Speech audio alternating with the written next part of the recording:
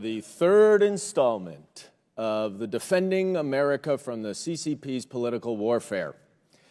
After the chairman's impeachment investigation revealed zero connections between President Biden and Chinese businesses, he nonetheless shockingly views the nakedly partisan political sham impeachment as a success. Why? Because President Biden dropped out of the presidential race.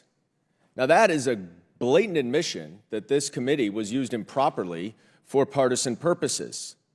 But that failure has not stopped the chairman from continuing down this road. Now that Governor Tim Walz is on the ticket, Chairman Comer has quickly pivoted to focus this committee's resource on Governor Walz's time teaching English in China, insinuating that somehow that is a problem. What we really need to be focusing on as it relates to CCP's political warfare is defending this committee from that political warfare. Remember, we have two witnesses who were the star witnesses of the impeachment investigation. The first, Gal Luft, turned out to be an indicted, unregistered foreign agent of the Chinese government. Among the allegations in Gal Luft's indictment was that he, at the behest of Chinese entities, recruited and paid an unnamed advisor to then-President-elect Donald Trump to adopt pro-Chinese positions. And even though he also was charged with making false statements to the FBI, Chairman Comer bragged and said Gal Luft is a very credible witness on Biden family corruption. That wasn't all the political warfare that we experienced during this impeachment investigation.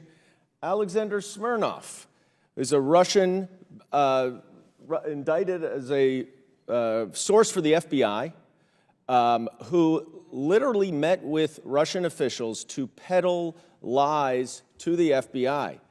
You know what those lies were? They were the same allegations that the chairman made against Joe Biden in this committee: Russian propaganda. Now, this is not, unfortunately, the chairman's only connections to China.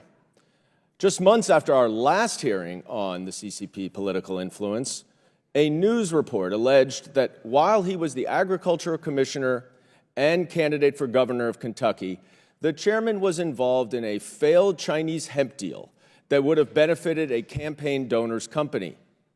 This deal not only failed, but it turned out that Chairman Comer accidentally imported illegal marijuana instead of legal hemp. So maybe we should be investigating Chairman Comer's ties to the CCP. But there's more political warfare from China that this committee should be investigating. Let's start with former President Trump, who acknowledged that he had a Chinese bank account that he used at least from 2013 to 2015, and his own lawyer said that it remained open throughout his presidency.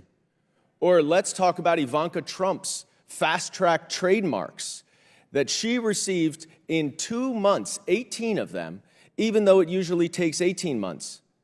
Coincidentally, I'm sure, it happened right after Donald Trump intervened to save a sanctioned Chinese electronics maker, ZTE.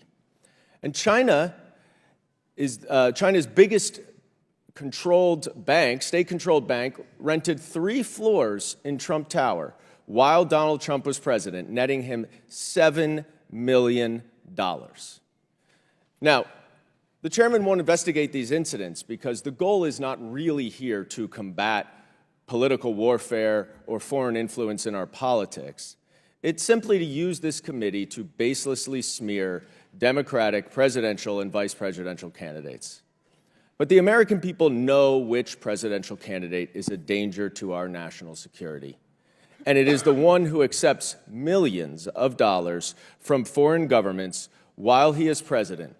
And it is the one who sucks up to dictators and despots all around the world who cannot even say that the democratic country of Ukraine should win the war against Vladimir Putin.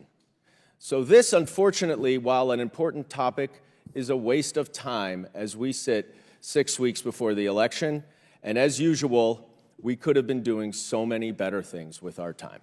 I yield back. Chair recognizes Mr. Biggs from Arizona. Thank you, Mr. Chairman. Thank you,